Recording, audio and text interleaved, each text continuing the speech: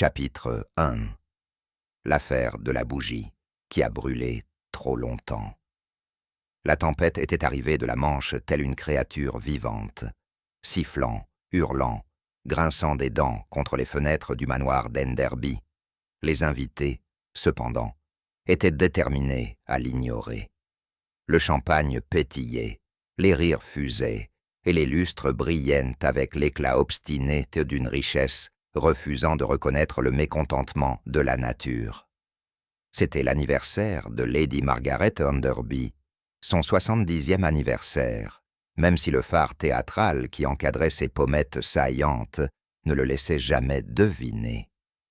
Autour d'elle était assise la crème de la société anglaise, colonels à la retraite, marchands d'art, petits aristocrates et ces âmes ambitieuses qui s'accrochaient à eux pour se réchauffer.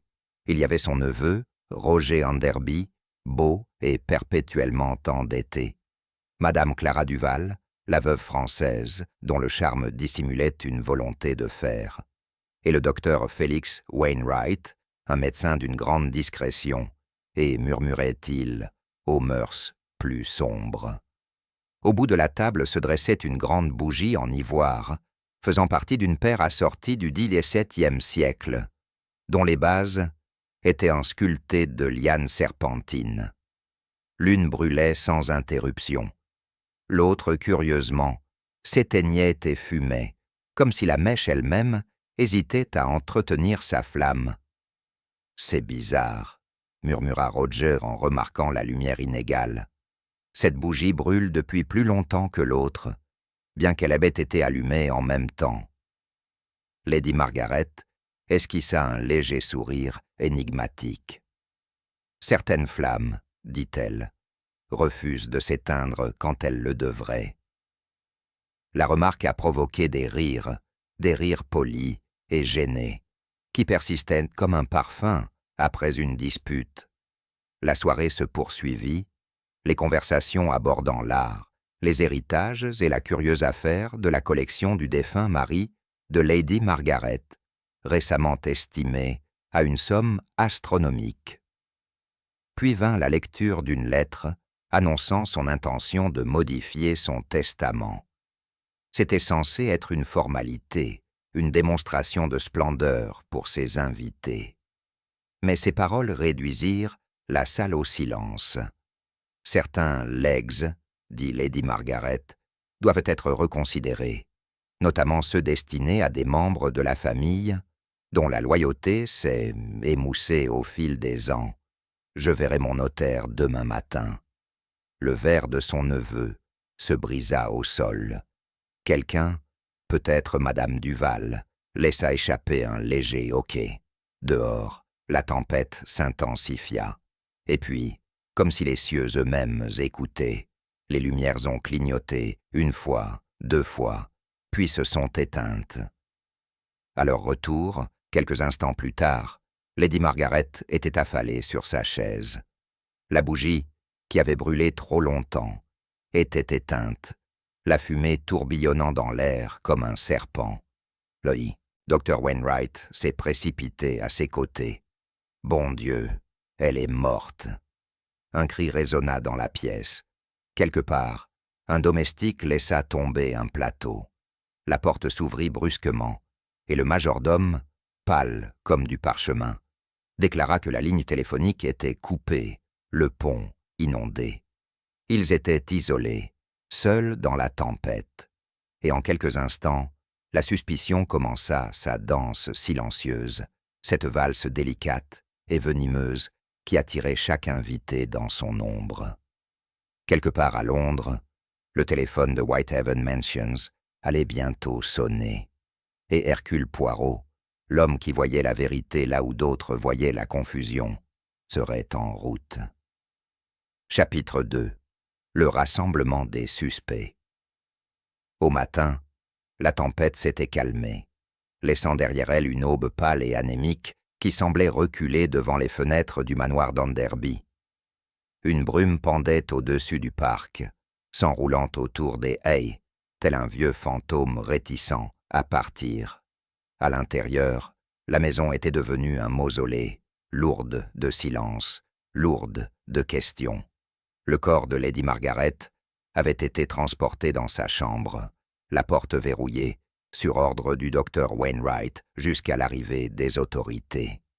Mais le pont restait inondé, les lignes téléphoniques toujours hors service.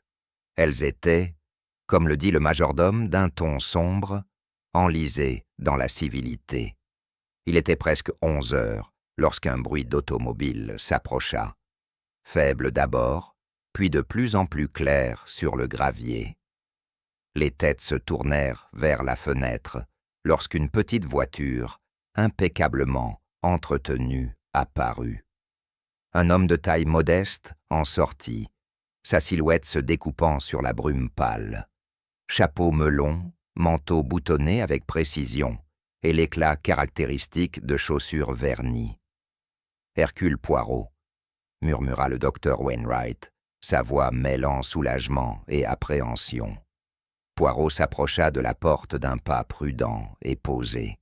Le majordome, visiblement surpris par le calme du visiteur face à une telle tension, ouvrit la porte avant qu'il puisse frapper. « Monsieur Poirot », dit-il en s'inclinant légèrement, « nous ne pensions pas pouvoir nous joindre. »« Mais oui, » répondit Poirot avec un léger sourire, en époussetant une tache de boue sur sa manche. « La tempête, elle est dramatique, mais pas insurmontable. Quand Scotland Yard informe Hercule Poirot qu'un décès est survenu dans des circonstances intéressantes, il ne se laisse pas arrêter par un peu d'eau. » Le majordome hésita, puis lui fit signe d'entrer. Les invités, rassemblés avec inquiétude dans le salon, se levèrent à l'entrée de Poirot. Son regard les parcourut, un regard lent et scrutateur, non pas empreint de suspicion, mais de compréhension. Il s'inclina légèrement. « Messieurs, mesdames, Hercule Poirot, à votre service. Vous me pardonnerez peut-être de déranger votre matinée, mais quand on meurt subitement, après avoir fait certaines annonces, il faut veiller à ce que la mort ne soit pas accompagnée de tromperie. » Cette remarque a remué la pièce comme une cuillère dans du thé trouble. Madame Clara Duval, resplendissante dans sa robe du matin en soie noire, serrait les mains. « Voulez-vous suggérer un acte criminel, monsieur Poirot ?»« Moi, madame ?» Il haussa un sourcil. « Je ne suggère rien. J'observe, je réfléchis. Je pose les questions qui s'imposent, même si elles sont parfois très gênantes. » Roger Anderby, appuyé contre la cheminée, laissa échapper un petit rire amer. « Vous trouverez ici bien des désagréments, monsieur. Ma tante adorait en créer. » Le regard de Poirot se posa sur lui un instant plus longtemps que nécessaire. « Vous êtes le neveu, je crois, monsieur Roger Anderby. Étiez-vous présent hier soir ?»« Bien sûr, » dit Roger sèchement. « Tout le monde l'était. C'était son anniversaire. » Poirot hocha lentement la tête. « Ah, la fête. Et puis, la tragédie. » Il se tourna vers le docteur Wainwright. « Vous avez été le premier à examiner le corps, je crois ?» Le médecin se redressa, visiblement mal à l'aise. « Oui, je n'ai trouvé aucune blessure apparente, aucune trace de lutte. Son verre était à moitié vide. Elle a peut-être fait une crise cardiaque. »« Peut-être, » murmura Poirot. « Mais dites-moi, docteur, son cœur était-il connu pour être faible ?»« Pas particulièrement, » répondit Wainwright. « Elle avait 70 ans, certes, mais restait vigoureuse. Elle avait sa part de vanité, mais pas de fragilité. » Le regard de Poirot se porta vers le buffet, où une rangée de coupes de champagne se dressait comme des témoins silencieux. Et c'était ça, la boisson du soir. « Oui, » intervint vivement Madame Duval. « Nous avons tous pris la même chose. Le majordome a servi pour tout le monde. » Le majordome, Mortimer, s'éclaircit la gorge. « Tout à fait, monsieur. J'ai débouché la bouteille moi-même en présence de Lady Enderby. » Poirot inclina la tête. « Très bien. Et pourtant, elle seule est morte. Le silence qui suivit fut étouffant. Poirot le laissa s'éterniser avant de reprendre la parole. « Vous me pardonnerez si je vous fais une petite demande, n'est-ce pas? Que personne ne quitte la maison avant d'avoir fait certaines observations. La tempête. Elle nous aide, n'est-ce pas? Personne n'aurait pu aller bien loin. » Personne n'a objecté, même si quelques-uns ont échangé des regards inquiets. Poirot se déplaçait dans la pièce comme un homme observant une scène. Son attention se porta sur la cheminée. L'horloge affichait 10h47, une cigarette éteinte à côté et une bougie en ivoire brûlée jusqu'à sa base. « Curieux, » dit-il doucement, presque pour lui-même. « Une bougie qui brûle plus longtemps que sa consoeur, bien qu'allumée au même ébout. Instant. Lady Enderby l'a remarqué, n'est-ce pas? » Roger fronça les sourcils. « Oui, elle a fait une remarque étrange sur son refus de mourir, mais ça n'a sûrement aucune importance. »« Peut-être pas, » dit Poirot d'un ton doux, et pourtant, de telles remarques sont rarement fortuites. Il se tourna vers le groupe. « Racontez-moi, s'il vous plaît, les événements de la nuit dernière, mais un par un, et avec soin. C'est souvent dans les plus petits détails que se cache la vérité. » La première à prendre la parole fut Madame Duval. Son accent était doux, ses manières posées, mais ses mains tremblaient légèrement tandis qu'elle racontait la soirée. Lady Enderby était de bonne humeur. Elle taquinait son neveu, évoquait le passé avec tendresse. Puis, lorsqu'elle annonça son intention de modifier le testament, l'ambiance changea. Roger devint, comment dire, agité. Mais qui ne le serait pas? C'était cruel de sa part de parler ainsi devant d'autres personnes. Roger se hérissa. « Tu donnes l'impression que je... » Poirot leva doucement la main. « S'il vous plaît, monsieur, nous viendrons vous voir. Madame, continuez. » Madame Duval hocha la tête. Puis ce fut la panne d'électricité. On entendit l'orage, un fracas dehors peut-être. Quand les lumières me revinrent, elle était morte. Poirot s'inclina. « Merci, madame. À vous, monsieur Roger. » La mâchoire du jeune homme se serra. « C'est vrai, j'ai perdu mon sang-froid. Ma tante menaçait de me couper les vivres depuis des années, toujours à me faire des scènes, toujours à me tester.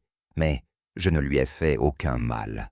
Quand les lumières se sont éteintes, j'étais debout près de la fenêtre, essayant de voir ce qui avait causé le problème. » Poirot pencha la tête. « Tu n'as rien vu? » ?»« Rien que la pluie. »« Bien. Et le docteur Wainwright, vous ?» Le médecin s'éclaircit la gorge. « J'étais à côté de Lady Enderby. Dès que la lumière s'est rétablie, j'ai vérifié son pouls. Il avait disparu. » Poirot hocha la tête. « Et les autres ?» ?»« Il y avait mademoiselle Harriet Fielding, » intervint Mortimer, la compagne de Lady Enderby. Elle s'est évanouie en voyant le corps. Elle est à l'étage, complètement secouée. Le regard de Poirot s'adoucit. « Ah, la compagne, celle qui voit tout et parle peu.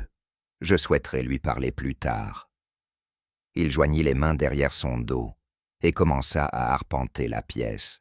« Voyez-vous, mes amis, nous avons déjà de nombreuses possibilités.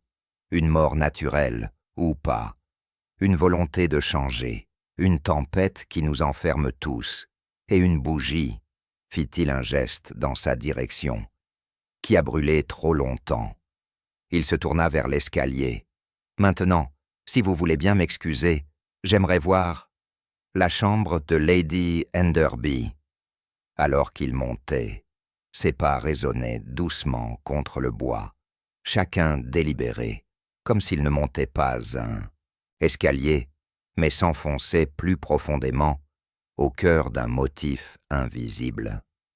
Les autres regardèrent en silence, jusqu'à ce que la porte se ferme derrière lui. Roger expira bruyamment. « Que Dieu nous vienne en aide, » murmura-t-il. S'il y a une chose pire qu'un meurtrier, c'est que ce petit homme en trouve un. Au bout du couloir, Poirot s'arrêta devant la porte de Lady Enderby. Il sortit un petit carnet de sa poche et murmura « Ordre et méthode, Hercule. Il y a toujours de l'ordre, même dans le chaos, surtout dans la mort. » Il entra dans la pièce, fermant la porte derrière lui, avec un silence définitif.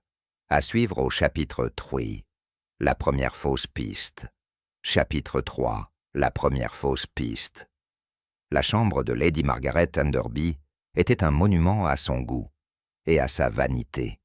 Tout, des peignes en ivoire sur la coiffeuse, au miroir doré, encadré de chérubins, évoquait une richesse soigneusement agencée. Un léger parfum d'eau de violette flottait dans l'air.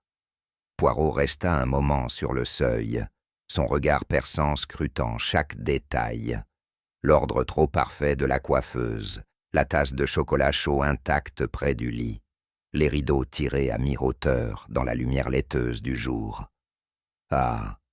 murmura-t-il doucement, « la chambre d'une femme qui aimait contrôler le monde, même dans son sommeil. » Il s'avança prudemment, ses chaussures vernies, ne faisant aucun bruit sur l'épais tapis. Le lit était soigneusement fait, à l'exception du creux où le corps de Lady Enderby avait été déposé après sa mort. Poirot s'approcha de la table de chevet et examina les objets qu'ils y trouvaient. Une paire de lunettes, un miroir à main en argent, un volume à moitié lu de Marc Aurèle et la bougie, la jumelle de celle de la salle à manger, froide et à moitié consumée. « 2 bougies, » murmura Poirot. « Jumelles, comme 2 moitiés d'une même vérité. L'une a brûlé trop longtemps, l'autre trop peu. » Il se pencha, remarquant que la cire de cette bougie était lisse et exempte de fumée, tandis que celle de la salle à manger avait noirci son support. La différence, aussi minime fût-elle, suffisait à réveiller les petites cellules grises. On frappa à la porte. C'était le majordome, Mortimer, dont le visage était un masque de bienséance déformé par le malaise. « Inspecteur, pardon, monsieur Poirot. Les autres sont rassemblés en bas. Ils sont impatients de savoir ce que vous avez trouvé. » Poirot se retourna avec un léger sourire. « Dites leur patience, mon cher Mortimer. À vrai dire, c'est une maîtresse jalouse. Elle ne se montre que lorsqu'on la courtise avec délicatesse. » Mortimer s'inclina légèrement et se retira. Le regard de Poirot se reporta sur le miroir. Une légère tache, à peine visible, en maculait la surface, une petite empreinte digitale incurvée sur le bord. Pas assez grande pour être celle d'un homme, pensa-t-il. Peut-être celle d'une femme. Pourtant, les mains de Lady Enderby, se souvint-il de la veille, étaient fines, veinées et instables. L'empreinte était fraîche. « murmura Poirot en se tapotant le menton. « Un visiteur après la mort, peut-être, ou quelqu'un qui n'a pas pu résister à un dernier regard. » Il se redressa et examina une fois de plus la pièce avant de partir, fermant la porte avec sa précision habituelle. En bas, l'atmosphère était glaciale. Roger Enderby arpentait la cheminée, les sourcils froncés, et la colère au bord de la crise. Madame Duval était assise avec une assurance mesurée, une cigarette à la main, le suivant du regard, avec un amusement félin.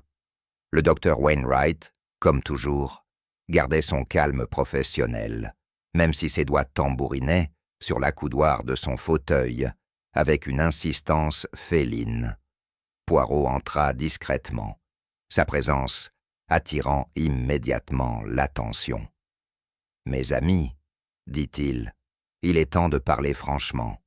Le bon docteur m'a dit qu'il n'y avait aucune blessure, aucun signe de lutte, aucun poison, qu'il ait pu détecter immédiatement.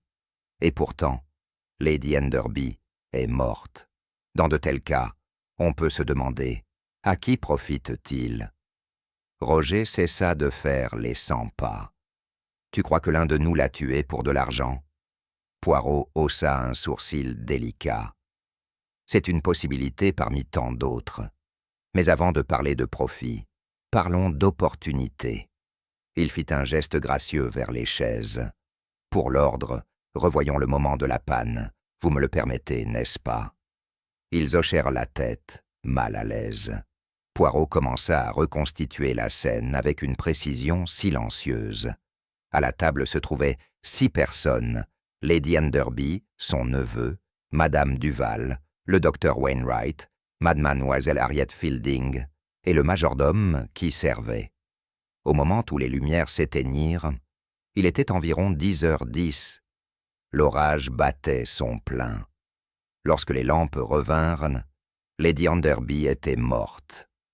Par conséquent, quoi qu'il en soit, ce fut fait dans l'obscurité, en moins d'1 minute.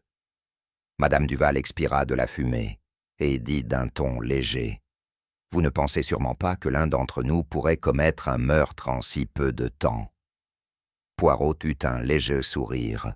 « Un meurtre, madame, ne prend qu'un instant, s'il est bien planifié. » Il se tourna vers Roger. « Tu étais près de la fenêtre? As-tu bougé? » « Non, » dit Roger sèchement. « Pourquoi le ferais-je » Poirot le regarda fixement. « Parce que les paroles de ta tante, à propos de son testament, ont blessé ton amour-propre. Tu es un homme sensible, n'est-ce pas ?» Roger serra les mâchoires. « Sentiment, oui. Violence, non. » Poirot inclina légèrement la tête, comme s'il acceptait cette réponse, bien que ses yeux ne trahissent rien de ses pensées. Il se tourna ensuite vers le docteur Wainwright. « Docteur, vous étiez à la droite de Lady Enderby. Vous auriez pu la voir clairement lorsque les lumières ont clignoté, n'est-ce pas ?» Wainwright fronça les sourcils. « À peine. Il faisait nuit noire. Et pourtant, vous avez été le premier à déclarer sa mort. Vous avez donc eu l'occasion de l'approcher avant tout le monde. »« C'est absurde, » dit Wainwright. « Tu ne peux pas penser... »« Non, non, » interrompit doucement Poirot. « Je ne pense rien. J'arrange les faits. Ce sont toujours les faits qui murmurent la vérité. » Le médecin s'est calmé, bien que son teint ait légèrement pâli. Poirot laissa le silence se prolonger. « Voyez-vous, mes amis, quand une bougie brûle trop longtemps, cela suggère une main, une volonté qui perturbe la nature. C'est pareil avec la mort. Le décès de Lady Enderby est prématuré. » À cet instant, la porte s'ouvrit, et Miss Harriet Fielding entra, pâle et tremblante. Ses yeux étaient rouges à force de pleurer. « Monsieur Poirot, » dit-elle doucement, « je n'ai pas pu trouver le repos. Les domestiques m'ont dit que vous souhaitiez me parler. » L'expression de Poirot s'adoucit instantanément. « Ah, mademoiselle Fielding, oui, tout à fait. Venez vous asseoir près du feu. Il faut être indulgent avec le chagrin. » Elle obéit, les mains jointes sur ses genoux. « Elle était comme une mère pour moi, » dit-elle. « Lady Enderby m'a recueilli quand je n'avais personne. Je n'arrive pas à croire qu'elle soit partie. » Poirot inclina la tête. « Tu l'appréciais donc ?»« Oui. Cependant, ces derniers temps, elle était devenue secrète. Elle recevait des lettres qu'elle ne voulait pas me laisser voir. Et hier, avant le dîner, elle semblait effrayée, comme si elle attendait quelqu'un. » Poirot se pencha en avant. « Vous attendez quelqu'un ? Mais il n'y avait aucun invité manquant, mademoiselle. »« Je sais, » murmura-t-elle, « mais elle m'a dit, « S'il arrive quelque chose ce soir, Harriet, promets-moi de ne pas allumer la bougie dans ma chambre. » La pièce s'est figée. Les yeux de Poirot brillèrent. « Elle a dit ça, exactement. » Harriet hocha la tête. « Oui, je pensais qu'elle ne voulait rien dire par là, que c'était une vieille superstition. » Poirot se rassit lentement, les doigts mains croisés, sous son menton. Ah, et pourtant, elle est morte à côté de l'autre bougie, celle qui a brûlé trop longtemps. Roger ricana. C'est absurde, superstition et énigme. Quel rapport avec sa mort? Poirot le regarda calmement. Peut-être tout, ou peut-être rien, on verra. Il se leva, l'air serein. Mais avant de conclure, une petite question. Le verre de Lady Enderby. Docteur, vous avez dit l'avoir trouvé à moitié vide? Oui, répondit Wainwright. Je l'ai examiné moi-même. Aucune odeur de poison, aucun résidu. J'ai été minutieux. Ah, mais pas assez minutieusement, je crois, murmura Poirot. Pour ce matin, je constate que le verre a disparu, enlevé, après sa mort. Une onde d'alarme parcourut la pièce. Les yeux de Madame Duval s'écarquillèrent. Disparu? Mais qui? Poirot se tourna lentement, son regard tombant sur le majordome qui se tenait près de la porte comme une statue. Mortimer déglutit difficilement. « Monsieur, je l'ai enlevé. J'ai trouvé inconvenant de le laisser là, près de son corps. » Poirot hocha doucement la tête. « Vous êtes consciencieux, mon ami. Mais parfois, en mettant de l'ordre dans le désordre, on balaye la vérité. C'est vraiment regrettable. » Il se tourna vers les autres. Néanmoins, un fait apparaît désormais avec une grande clarté. Il marqua une pause, laissant retomber la tension. Quelqu'un a trafiqué la bougie. Quelqu'un qui savait précisément combien de temps elle brûlerait et ce qu'elle cacherait. Roger leva les mains. « C'est absurde. Vous accusez les ombres, monsieur. » Poirot haussa légèrement les épaules. « Peut-être, mais les ombres, monsieur Enderby, ont la fâcheuse habitude d'appartenir à quelqu'un. » Il sourit, serein, comme toujours. On verra bientôt à qui. Alors que Poirot quittait la pièce, les autres se mirent à discuter à voix basse, la panique et la protestation s'élevant. Au bout du couloir, le petit Belge marqua une pause, ajustant sa cravate avec une précision impeccable. Une bougie, songea-t-il à voix haute, un verre manquant, une femme effrayée et un testament. Voilà, le motif commence. Mais qui l'a dessiné? Dehors, la pluie avait recommencé, douce, persistante, comme une horloge qui compte à rebours. À suivre au chapitre 4, le jeu psychologique. Chapitre 4, le jeu psychologique. Hercule Poirot avait choisi la bibliothèque pour sa prochaine visite, une pièce en chêne sombre, aux lourds rideaux, imprégnée du parfum des vieux livres et des secrets les plus anciens. Un feu crépitait dans l'âtre, projetant une lumière dorée sur ses chaussures immaculées. Il se tenait devant la fenêtre, les mains soigneusement jointes dans le dos, tandis que les invités, ses suspects, étaient convoqués un par un. La matinée s'était prolongée jusqu'à l'après-midi, mais le manoir demeurait enveloppé de ce silence particulier qui suit une tragédie. Personne ne parlait plus qu'à voix basse. Les domestiques s'agitaient comme sous surveillance. La maison elle-même semblait écouter. Le regard de Poirot, vif et attentif, se porta brièvement sur la cheminée, où se trouvaient 2 chandeliers posés délibérément par lui. L'un portait une bougie neuve et intacte, l'autre les restes noircis de celle qui avait brûlé trop longtemps. « Maintenant, » murmura-t-il, doucement, « nous allons voir lequel d'entre eux tremblera en voyant la lumière. » La première à entrer fut Madame Clara Duval. Elle était aussi calme que d'habitude. Trop calme peut-être. Elle portait déjà son deuil noir, bien que le corps de Lady Enderby n'ait pas encore été retiré de la maison. « Monsieur Poirot, » commença-t-elle avec un léger sourire, « vous souhaitiez me voir en privé. »« Oui, madame. Veuillez vous asseoir. » Elle s'exécuta avec grâce, les jambes croisées.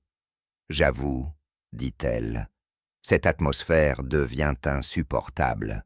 Tout le monde se méfie de tout le monde.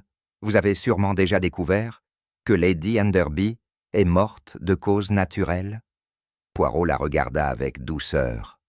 J'ai découvert, madame, qu'elle est morte d'une manière tout à fait contre nature, non pas peut-être dans la manière, mais dans pourquoi. Voyez-vous, la mort peut survenir de multiples façons, le poison, le cœur ou la peur. Mais c'est l'esprit, madame, que j'étudie, le mobile qui tue bien avant que la main n'agisse. Elle eut un léger rire dédaigneux. Alors tu perds ton temps avec moi. Je n'avais aucun motif. Ah, Poirot pencha la tête. Vous n'étiez peut-être pas dans le testament? Je l'étais, admit-elle. Une petite rente, un geste d'amitié, mais pas une raison de tuer. Les yeux de Poirot brillèrent. Et pourtant, madame, vous étiez au courant du Nouveau Testament avant tout le monde, n'est-ce pas? Ses yeux s'écarquillèrent, légèrement. Un léger scintillement. Mais Poirot le remarqua. Comment aurais-je pu? Lady Enderby a confié à sa compagne, mademoiselle Fielding, qu'elle avait écrit à une certaine C.D. le matin même pour l'avertir que son legs pourrait être modifié. Les initiales, madame, sont les vôtres. Madame Duval hésita, son calme se brisant un bref instant. Puis elle sourit de nouveau, même si l'effort se voyait. Très intelligent, monsieur. Oui, elle m'a écrit. Un mot, rien de plus. Mais cela ne concernait pas l'argent. Elle était inquiète. Elle disait qu'il y avait quelque chose dans la maison qui l'effrayait. Poirot se pencha légèrement en avant. Et qu'est-ce que c'était? Quelque chose? Je ne sais pas, dit doucement madame Duval. Elle a seulement insinué qu'un proche l'avait trahi. J'ai supposé qu'elle parlait de son neveu. C'est le suspect évident, n'est-ce pas? L'expression de Poirot restait indéchiffrable. Les suspects évidents, madame, sont les plus grands ennemis de la vérité. Ils nous détournent des suspects subtils. Il la congédia d'un hochement de tête poli. Merci, madame. Vous m'avez été d'une grande aide. Lorsque la porte se referma derrière elle, Poirot murmura. Une femme qui ment avec élégance, et trop vite. Mais pourquoi? Le suivant à apparaître fut Roger Enderby. Il entra avec un mélange d'irritation et d'attitude défensive, les mains enfoncées dans ses poches. « Je suppose que vous voulez m'accuser à nouveau » dit-il avant que Poirot ne puisse parler. Poirot sourit faiblement. « Ah, mon ami, vous êtes né et trop pressé. Je n'accuse personne. J'observe tout le monde. Asseyez-vous, je vous prie. » Roger obéit à contre-cœur. « Vous avez rendu tout le monde nerveux, vous savez. La moitié des domestiques pensent que vous nous menotterez tous avant le dîner. » Le regard de Poirot pétilla. « Ce serait très peu pratique, et je déteste le désordre. Non, monsieur, je préfère laisser les gens se piéger eux-mêmes. Ils le font avec une telle efficacité. » Roger fronça les sourcils. « Tu parles par énigme. » »« Non, en vérité. C'est juste que la vérité est masquée. » Poirot fit un geste vers la bougie sur la cheminée. « Dites-moi, que voyez-vous » Roger cligna des yeux. « Une bougie, deux en fait. Et pourtant, l'un est brûlé, l'autre non. Si je vous disais que celui qui a brûlé trop longtemps contenait un creux à sa base, où une petite capsule aurait pu être cachée, que diriez-vous » Roger perdit ses couleurs. « Je dirais que c'est impossible. »« Impossible ou gênant » demanda doucement Poirot. Il laissa la question en suspens avant de poursuivre. « Le verre de ta tante a disparu, mais sa bougie, elle, est restée. Et c'est peut-être à cause de cette bougie que sa mort est venue, et non de la boisson. » Roger le fixa, sans voix. Le ton de Poirot s'adoucit. « Vous étiez en colère, oui. Mais la colère ne mène pas toujours au meurtre. Dites-moi, monsieur, avez-vous quitté la pièce pendant la panne d'électricité? Non, dit Roger au bout d'un moment. Je n'ai pas bougé. Poirot le regarda fixement. Pourtant, quelqu'un le savait. Quelqu'un qui savait combien de temps cette bougie brûlerait avant de s'éteindre et ce qu'elle libérerait. Roger se releva d'un bond. « Tu ne peux rien prouver de tout ça. » Poirot se contenta de sourire. « Ah, mais la preuve, c'est une dame, comme justice, lente à arriver, mais toujours à l'heure. » Il congédia Roger d'un hochement de tête courtois. « Merci, monsieur. » Une fois le jeune homme parti, Poirot murmura. « Il a peur, mais pas de la culpabilité, d'autre chose.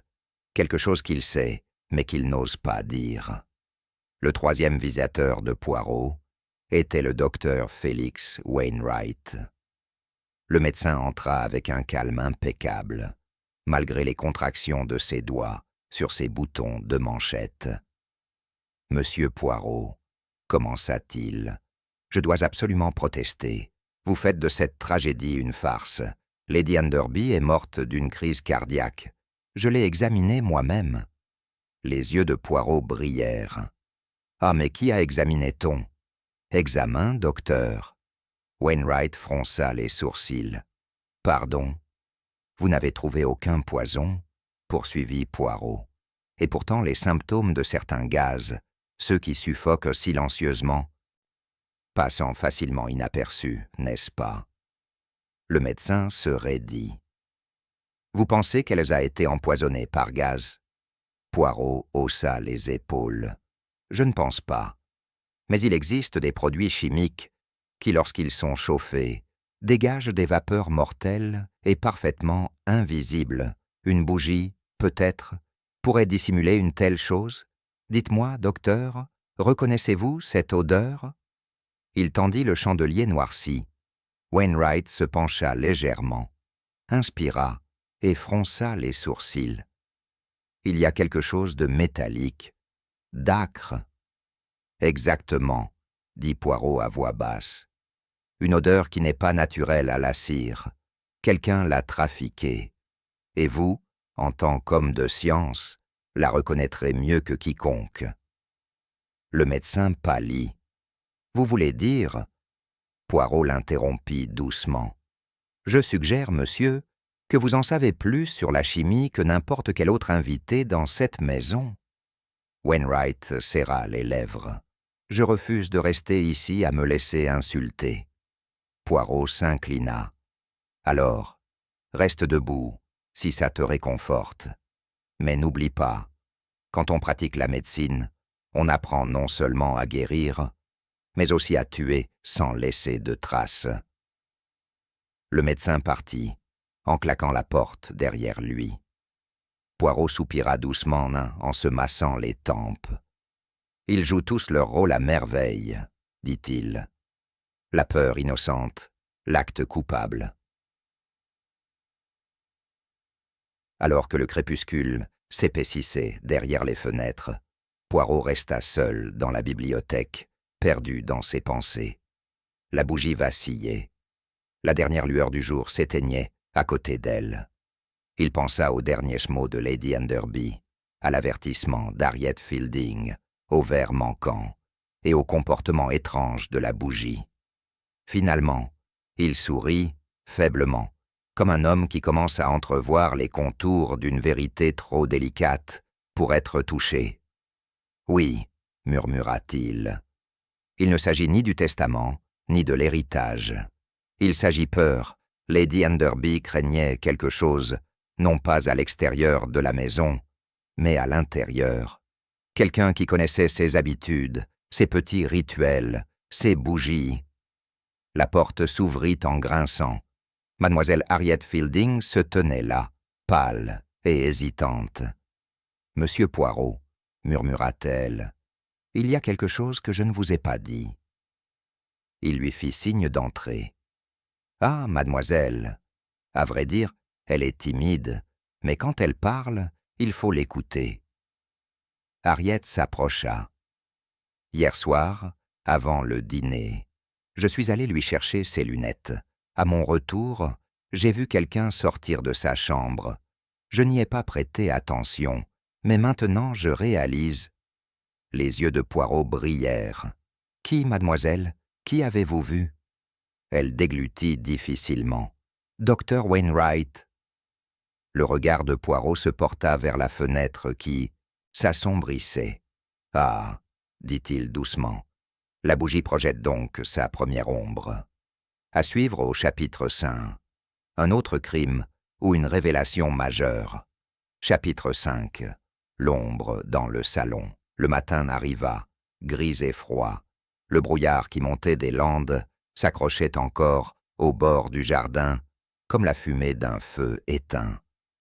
La maison était silencieuse, trop silencieuse, pensa Hastings, comme si elle retenait son souffle. Il trouva Poirot dans la salle à manger, déjà impeccablement vêtu, sirotant du chocolat dans une délicate tasse en porcelaine.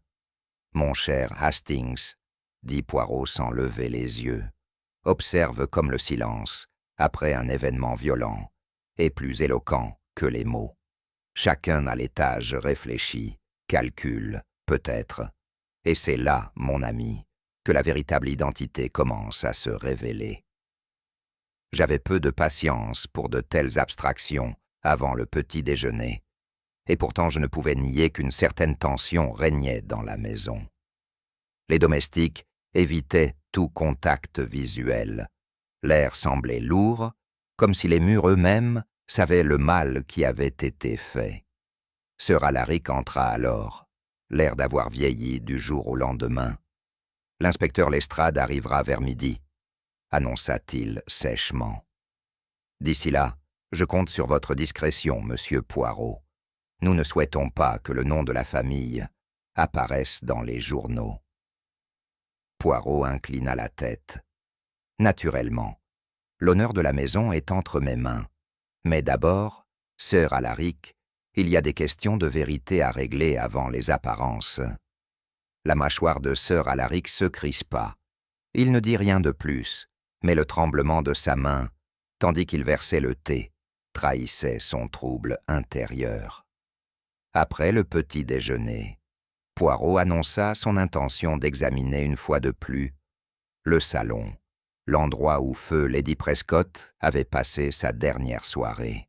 « Allons, Hastings, regardons avec les yeux qui voient, et non avec ceux qui regardent. » Nous entrâmes dans la grande chambre, où la lumière matinale perçait les fenêtres striées de buée, éclairant les rideaux de velours et l'argenterie polie. L'air était légèrement parfumé, mais subsistait l'odeur âcre de la cire de bougie éteinte. Le long candélabre sur la cheminée attira le regard de Poirot. Il s'approcha, les doigts flottant juste au-dessus de la cire. « Observe, Hastings. Des 5 bougies, l'une brûla beaucoup plus longtemps que les autres. Pourtant, elles étaient toutes allumées en même temps. Peut-être que Lady Prescott l'a remplacée en milieu de soirée ? Ai-je suggéré ? Ah, peut-être, dit doucement Poirot. Et pourtant, pourquoi le ferait-elle ? Les autres font la moitié de leur taille. En remplacer une briserait la symétrie. Et Lady Prescott, de la vie générale, était une femme attachée à la symétrie. Il se tourna ensuite vers les lourds rideaux de velours. « Tu as remarqué, mon ami, qu'un cordon est légèrement effiloché. Quelqu'un a tiré ces rideaux grossièrement pendant la nuit. » Je me suis penché plus près.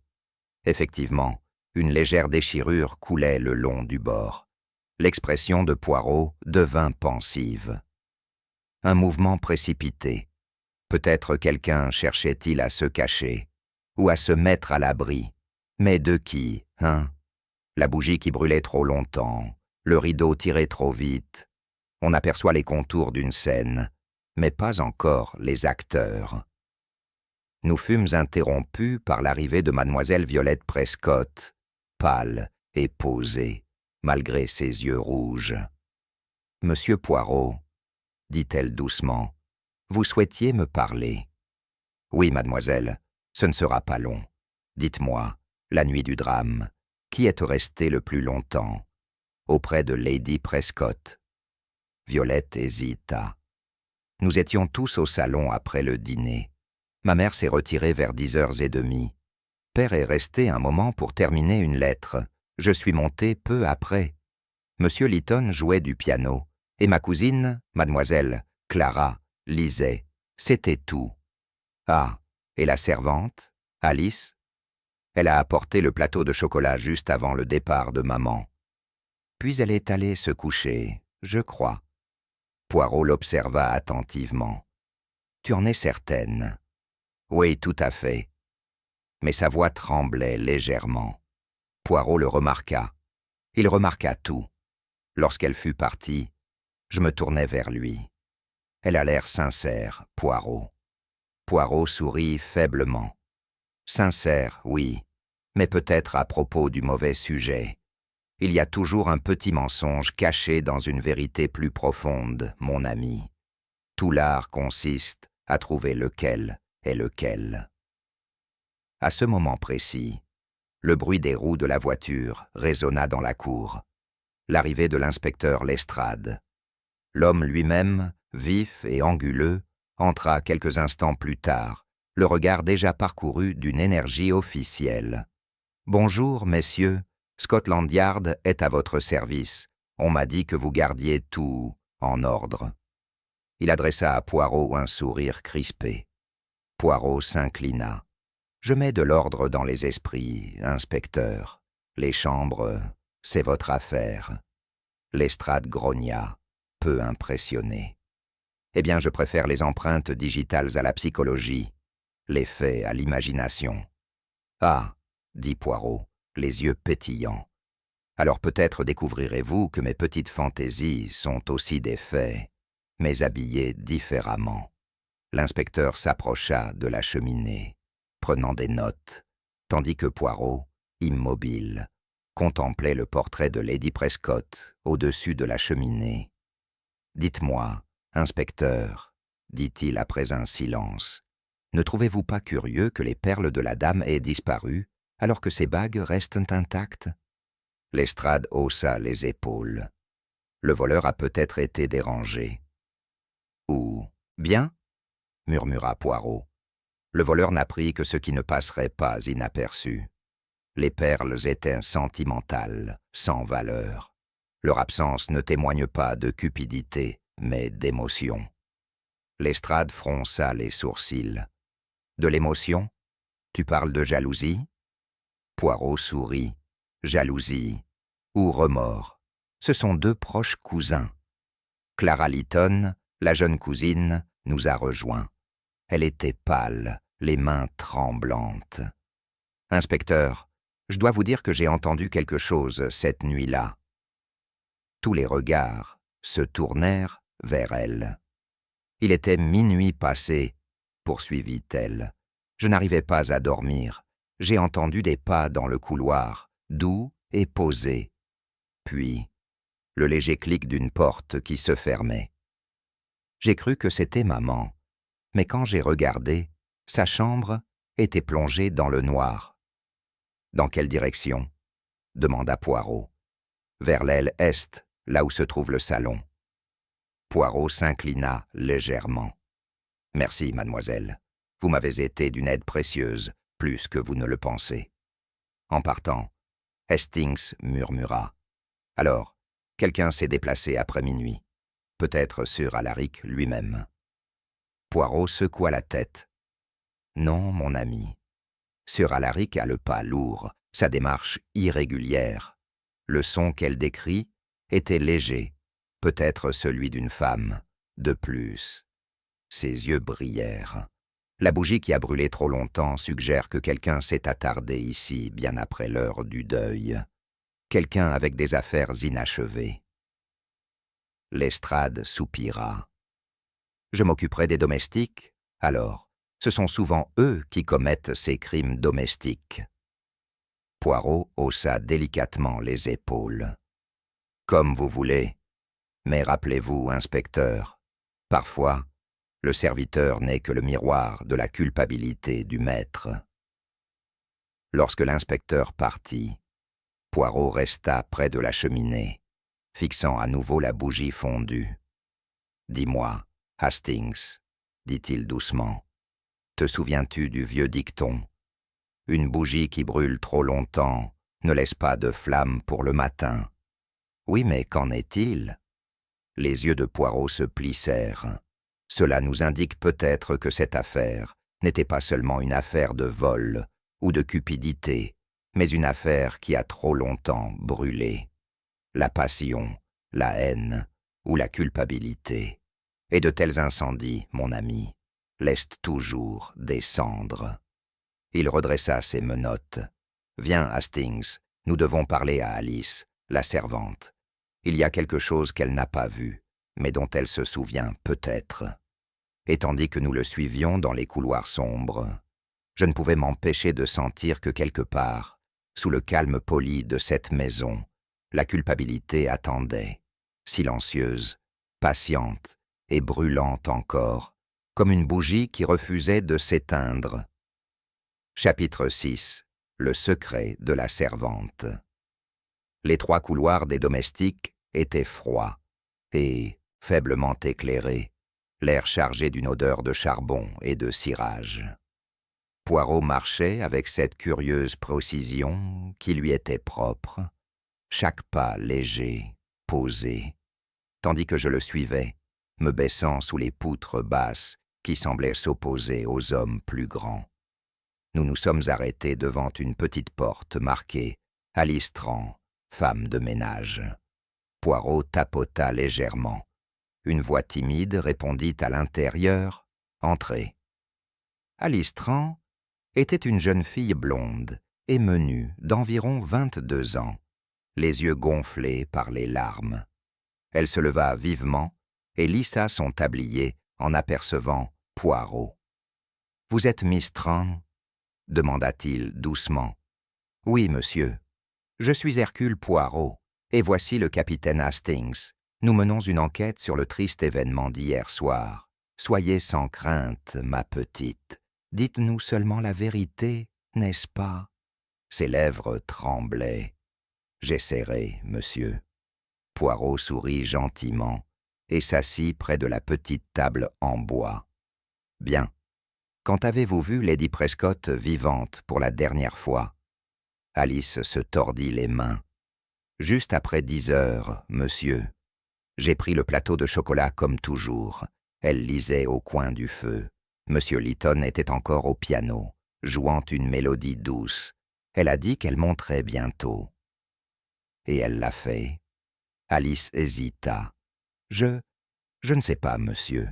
Je suis allé me coucher directement, après m'être lavé. » Les yeux de Poirot brillèrent. « Ah, mais vous n'avez pas dormi, je crois.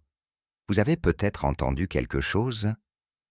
Elle parut surprise. « Pourquoi dites-vous cela, monsieur ?» Poirot leva le doigt. « Parce que ta lampe brûlait encore quand celle des autres domestiques était éteinte. J'observe ces petites choses. » Le visage d'Alice pâlit. « Oui, monsieur. Je n'arrivais pas à dormir. Il y avait des pas dans le couloir. J'ai d'abord cru que c'était mademoiselle Violette, mais ils se sont arrêtés devant le salon. J'ai entendu le loquet bouger, puis le silence. Quelle heure était-il ? Il était presque minuit, monsieur. L'horloge du rez-de-chaussée a sonné juste après. » Poirot échangea un regard avec moi. « Et tu as vu qui c'était ?» Elle secoua la tête. « Non, monsieur, j'avais trop peur. » Poirot se pencha en avant. « Effrayé ? Pourquoi effrayé, mademoiselle Trent ?» Ses doigts tournèrent le coin de son tablier. Ce n'étaient pas seulement les pas. Plus tôt dans la soirée, j'ai trouvé quelque chose d'étrange devant le plateau de chocolat. Qu'est-ce que c'était ? Elle déglutit difficilement. Dans le cabinet de toilette de Lady Prescott, une lettre déchirée par terre, à moitié brûlée dans la cheminée, comme si elle avait essayé de la détruire. Je ne voulais pas fouiller, monsieur, mais une partie était encore lisible. Le ton de Poirot s'aiguisa. « Tu te souviens de ce qui était écrit ?»« Un peu. Tu ne peux pas garder ce secret éternellement. » et quelque chose sur la volonté, et pas le pardon trop tardif. Poirot se rassit, les yeux mi-clos. Le testament, mon Dieu. On en revient toujours à la question de l'argent, n'est-ce pas? Mais pardon.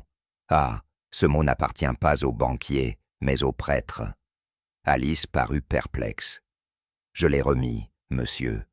Je jure que je n'ai touché à rien d'autre. Bien sûr que non, dit Poirot chaleureusement. Tu es une bonne fille, mais dis-moi, quand tu as apporté le chocolat, y avait-il quelqu'un d'autre dans le salon? Monsieur Lytton venait de partir, monsieur.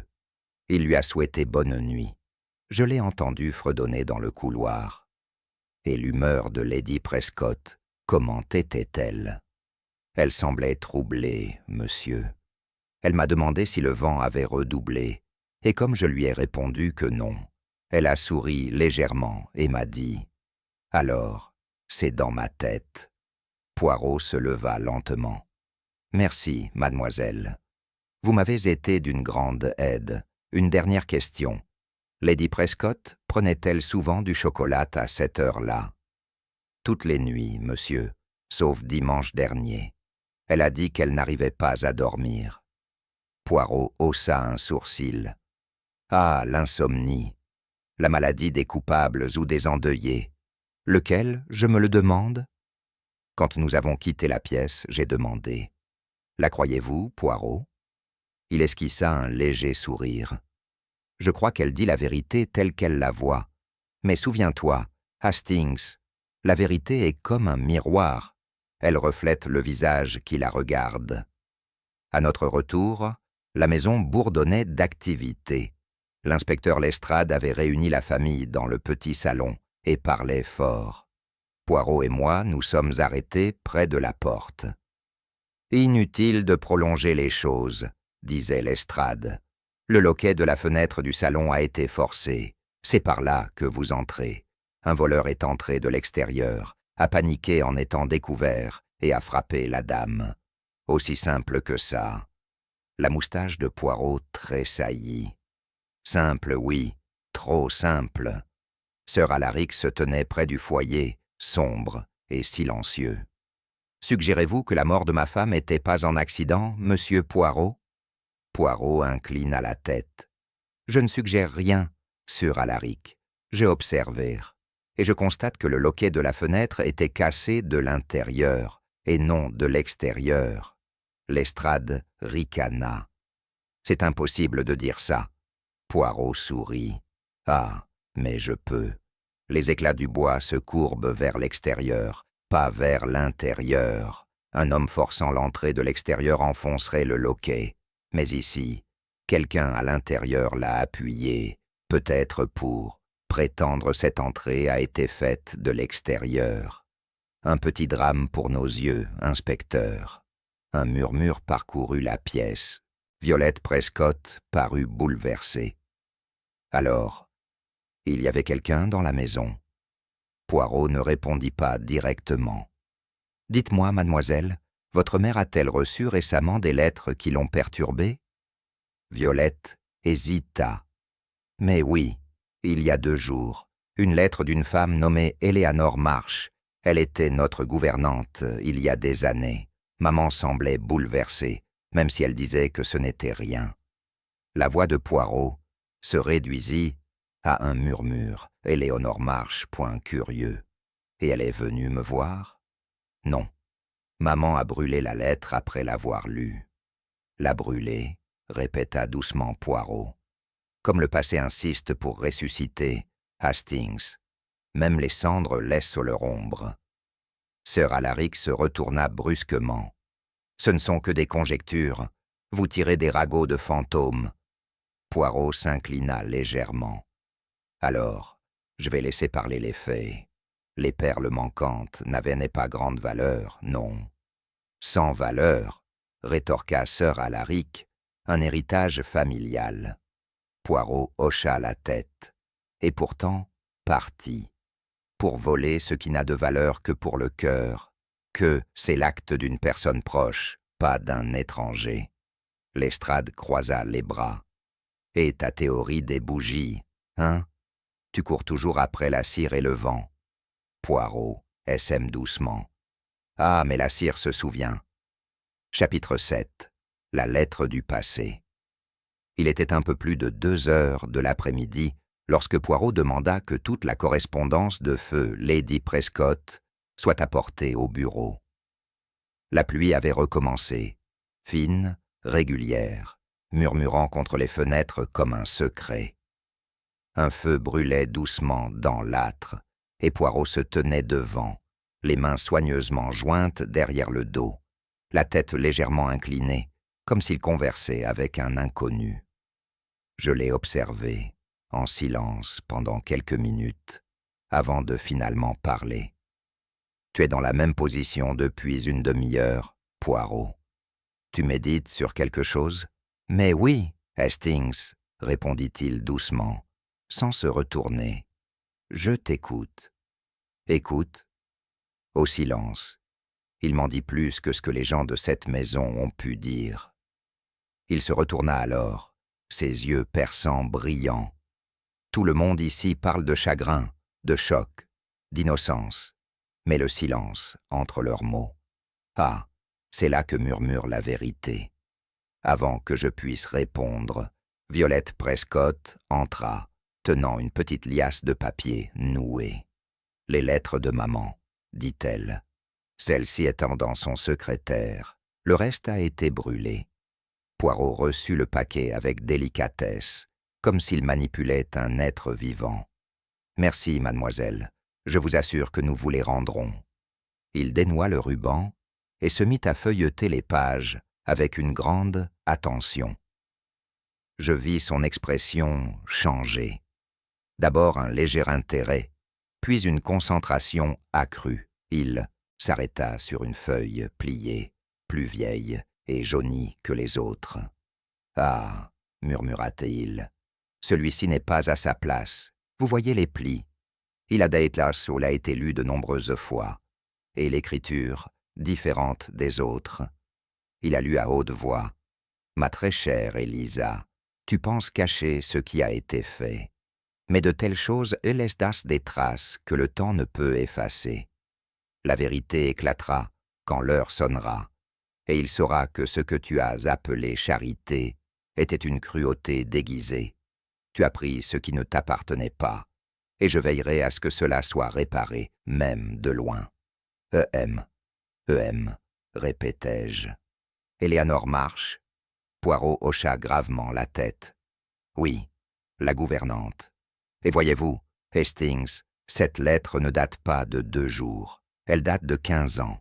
Le papier, l'encre, le ton. Elle parle d'un passé douloureux non résolu. Violette parut perplexe. Mais que voulait-elle dire par « il le saura » ? Qui ?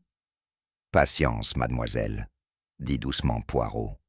Avec le temps, la réponse se révélera. Dites-moi, votre mère et mademoiselle March se sont disputées, n'est-ce pas ? Violette hésita. Je crois, oui. J'étais très jeune, mais je me souviens d'une scène horrible. On m'a envoyé dans ma chambre. Quand mademoiselle March a quitté la maison, ma mère tremblait. Mon père a seulement dit qu'elle avait outrepassé ses fonctions. Je ne l'ai plus jamais revue. Poirot hocha la tête pensivement. Et depuis, il n'y a eu aucun contact jusqu'à la récente lettre. Aucun. Il remit la vieille lettre dans son enveloppe et la glissa dans sa poche. Ceci, Hastings, est ce que nous appelons le point de départ. Le point de départ. Lady Prescott craignait un retour du passé. Elle avait raison. Juste à ce moment-là, un domestique entra pour annoncer que l'inspecteur Lestrade souhaitait voir Poirot dans le hall. Nous le suivîmes jusque-là, où l'inspecteur se tenait avec un sourire triomphant. « J'ai pensé que ça vous intéresserait, » dit-il. « On a trouvé des empreintes de pas dans les parterres de fleurs, sous la fenêtre du salon. De petites empreintes nettes, des chaussures de femme, à ce qu'il paraît. Ça gâche un peu votre théorie du coup monté, hein ?» L'expression de Poirot ne changea pas. « Vous les avez mesurés, inspecteur? Bien sûr. Une taille 40, je dirais. Probablement celle de la femme de chambre. Poirot haussa un sourcil.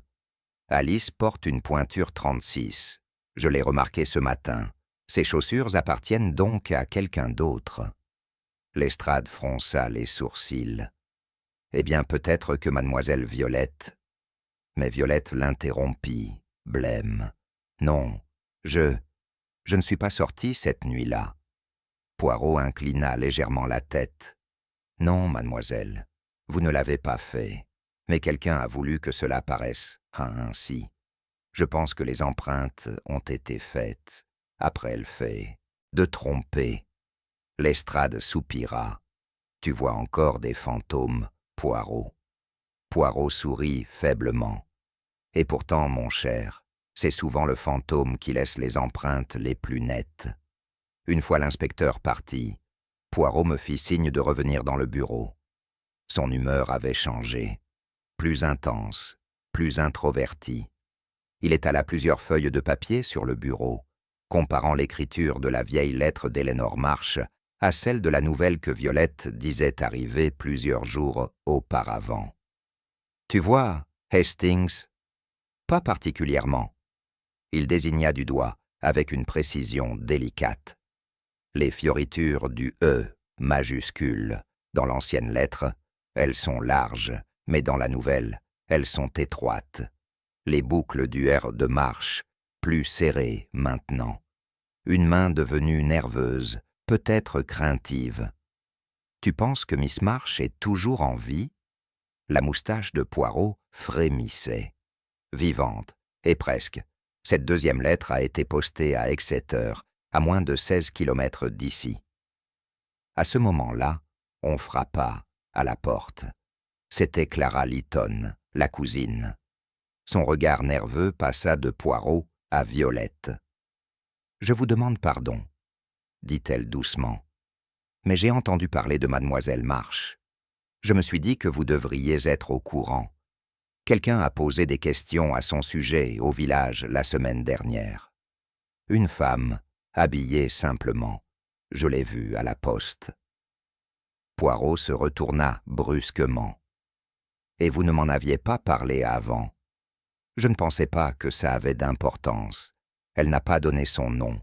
Elle a juste demandé si le manoir Prescott existait toujours. » Les yeux de Poirot brillaient d'un triomphe discret. Alors, le passé était vraiment proche. Il congédia gentiment la jeune femme, puis se tourna vers moi. « Hastings, il faut aller au village. Il y a un maître de poste qui, je crois, a vu notre fantôme. » En moins d'une heure, nous roulions sur l'étroite route dans une voiture empruntée, la brume ondulant autour des haies. Le village de Kingsmarrow était petit et pittoresque, ses toits luisants sous la pluie. Le maître de poste, un homme aimable au regard perçant, nous accueillit avec enthousiasme. Lorsqu'on lui montra l'enveloppe portant le récent cachet d'Exeter, il hocha aussitôt la tête. « Oui, monsieur, je me souviens d'elle. Elle est venue, il y a 3 jours, et a demandé un timbre et un carnet d'adresse. C'était une femme d'âge moyen, pâle, mince, vêtue d'un manteau gris. Elle a signé le registre comme... Eh bien, chose curieuse, elle n'a pas signé E. Marsh. C'était E. Melrose. » Les yeux de Poirot brillèrent. Melrose. Mais bien sûr, c'est la vieille astuce de la dissimulation par la similitude. Les mêmes initiales, la même cadence. Très bien. Il a remercié l'homme et, alors que nous partions, j'ai demandé. Alors Miss Marsh, maintenant, Melrose, était là depuis le début? Oui, Hastings. Elle est revenue sur les lieux de sa souffrance. Et Lady Prescott, craignant cette révélation, a tenté de détruire les preuves de sa culpabilité. Alors Lady Prescott lui a fait du tort d'une manière ou d'une autre. Le regard de Poirot devint grave. Je pense qu'elle n'a pas fait de tort à Miss Marsh, mais à son propre sang. La phrase de la lettre. Il doit connaître la vérité sur Violette. Tu vois, Hastings, la vérité n'était pas encore dite. La pluie s'intensifiait, claquant contre le pare-brise alors que nous retournions au manoir. Poirot restait silencieux, le visage calme, mais l'esprit visiblement en ébullition. Alors que la grande maison émergeait de la brume, il dit doucement « Ce soir, Hastings, nous aurons la vérité, ou la deuxième tragédie qui suit lorsque la vérité est niée. » Et à ce moment-là, bien que je ne puisse pas encore voir comment, je savais que l'ombre projetée par la lettre du passé était sur le point de tomber de plein fouet sur les vivants. Chapitre 8. Le portrait et la vérité.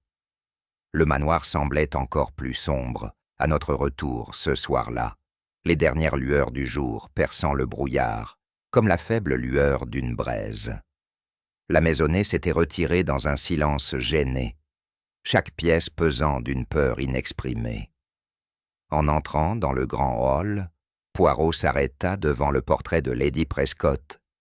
Ses yeux peints étaient sereins, son sourire ténu, mais son regard, dans le scintillement des appliques murales, presque accusateur. « Dis-moi, Hastings, murmura-t-il, que vois-tu dans son expression ?» Je fronçai les sourcils. La dignité, peut-être, une femme fière et raffinée. « Oh oui, dit-il doucement, l'orgueil, c'est le mot.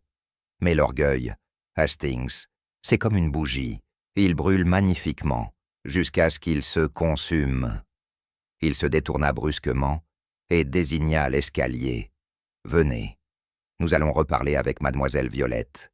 Il y a un portrait accroché dans sa chambre qui m'intéresse beaucoup. » Violette nous reçut avec hésitation, visiblement fatiguée par l'interrogatoire de la journée. Ses mains tremblaient légèrement tandis qu'elle versait le thé. « J'aimerais tellement que tout cela soit fini, monsieur Poirot.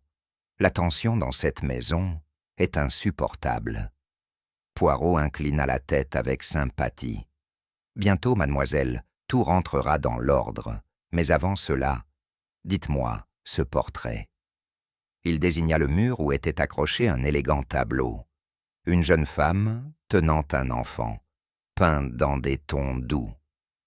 J'avais cru qu'il s'agissait de Violette et Lady Prescott, mais en y regardant de plus près, la ressemblance n'était pas parfaite. « Ceci, dit Violette, c'est ma mère et moi, peintes quand j'étais bébé. » Poirot s'approcha et scruta le coin inférieur. « Ah, mais voyez ici, la signature, presque cachée, Eumarée, 1907. » Violette haleta. « Éléanore Marsh, c'est elle qui a peint ça. » Poirot hocha gravement la tête. Ainsi elle était plus qu'une gouvernante, c'était aussi une artiste. Et ceci, mademoiselle, est un chef-d'œuvre de sentiments cachés. Observez le trait de pinceau autour des yeux de la femme. Tendre, mais mélancolique. L'enfant, en revanche, la nuance de ses cheveux, sombre et non blond comme les vôtres. Violette cligna des yeux, visiblement perturbée. « Qu'insinuez-vous, monsieur Poirot ?» Le ton de Poirot s'adoucit. « Simplement que l'artiste peint avec son cœur, pas avec ses yeux. Peut-être mademoiselle Marsh savait-elle quelque chose que vous-même ignoriez. » On frappa à la porte. C'était encore Clara Lytton, pâle et essoufflée. « Monsieur Poirot, il y a quelqu'un à la grille, une vieille femme trempée par la pluie. Elle dit s'appeler Éléanore Melrose. » Violette se figea. Les yeux de Poirot brillèrent faiblement. « Ah, voilà. Le passé arrive au moment même où nous prononçons son nom. » Nous descendîmes précipitamment. Dans le hall d'entrée, le majordome se tenait, hésitant, à côté d'une femme maigre et voûtée, son manteau trempé, un châle serré autour des épaules. Pourtant, malgré sa fragilité, une étrange dignité se dégageait de son attitude. Poirot s'avança. « Mademoiselle Éléanore Marsh, ou plutôt Madame Melrose. Les yeux de la femme se posèrent sur les siens. Je pensais que vous le saviez, monsieur Poirot. Je suis venu parce que la vérité doit être dite, avant que d'autres dégâts ne soient causés. Sir Alaric, attiré par le tumulte, sortit de la bibliothèque. Son visage devint blanc en la voyant. « Bon Dieu !» murmura-t-il. « Éléonore ?» Elle soutint son regard avec un calme glacial. « Oui, Alaric, tu pensais que je ne reviendrais jamais. » Poirot fit un geste doux vers le bureau. « Si vous le voulez bien, madame, parlons en privé. » Une fois à l'intérieur, la tension monta. Poirot attendit que tout le monde soit assis, puis prit la parole d'une voix calme et posée. « Lady Prescott est morte, mais avant que son esprit ne trouve le repos, la vérité qui vous liait tous doit être révélée. » Éléanore Melrose joignit ses mains tremblantes. « Ce n'est pas une vérité facile à dire, monsieur Poirot, mais les mensonges ont trop longtemps vécu dans cette maison. » Elle regarda Violette droit dans les yeux. « Ma chère, j'étais la gouvernante de votre mère, et pendant un temps, son amie. Mais il y avait autre chose entre nous, quelque chose qu'elle cherchait à enterrer. » Violette la fixait, le visage pâle comme du papier. « Que veux-tu dire ?» Éléanore sortit de son manteau une enveloppe décolorée. À l'intérieur se trouvait une photo de Lady Prescott, plus jeune, tenant un bébé à ses côtés. La ressemblance entre Éléanore et Violette était indéniable. Poirot dit doucement « Mon Dieu !» La voix d'Éléanore tremblait. « Tu n'étais pas sa fille de naissance, Violette. Tu étais la mienne. Née hors mariage, ton père, Alaric Prescott, avait promis de prendre soin de toi, mais avait refusé de m'épouser. Élisa t'avait prise pour fille, afin de préserver sa réputation. En échange, j'ai été renvoyé. Ce portrait dans ta chambre, ce n'est pas Lady Prescott et son enfant, c'est toi et moi. » Le silence qui suivit fut absolu. La pluie tambourinait faiblement sur les vitres. Les lèvres de Violette s'entr'ouvrirent, mais aucun son ne sortit. Finalement, elle murmura « Non, ce n'est pas possible. » Poirot, cependant, observait Sir Alaric. Son visage, gris et tiré, racontait l'histoire sans un mot. « C'est vrai, » dit Poirot doucement. « Vous le saviez, n'est-ce pas, Sir Alaric? Et votre femme, elle redoutait la révélation. » Sir Alaric baissa la tête. « Je l'ai supplié de ne rien dire à Violette. Elle a dit qu'elle emporterait le secret dans la tombe. » Les yeux de Poirot brillèrent. « Et c'est vrai, ou du moins, c'est ce qu'elle pensait. Mais on lui a forcé la main. Mademoiselle March, vous êtes venue ici pour révéler la vérité ?» Éléanore hocha la tête. « Oui, je lui ai envoyé la lettre. Je pensais qu'après toutes ces années, elle finirait peut-être par avouer. Mais quand j'ai vu la police aux portes ce matin, j'ai su que c'était trop tard. » Poirot la regarda fixement. « Tu es venu hier soir aussi, n'est-ce pas, par le jardin, quand la bougie brûlait encore. » Elle hésita. « Oui, je n'arrivais pas à trouver le repos. Je voulais juste la revoir, lui parler une fois de plus. Mais arrivé à la fenêtre, je l'ai vue allongée. J'ai pensé, oh mon Dieu, j'ai cru qu'elle dormait. Et puis j'ai vu le sang. » Sa voix se brisa. Poirot dit doucement, « Et vous avez fui, laissant des traces dans les massifs. Voyez-vous, madame, je savais qu'elle n'était pas due à la culpabilité, mais au chagrin. » Éléanore enfouit son visage dans ses mains. Violette se leva lentement, les yeux écarquillés et brillants. « Tu dis que je ne suis pas celle que je croyais être ?»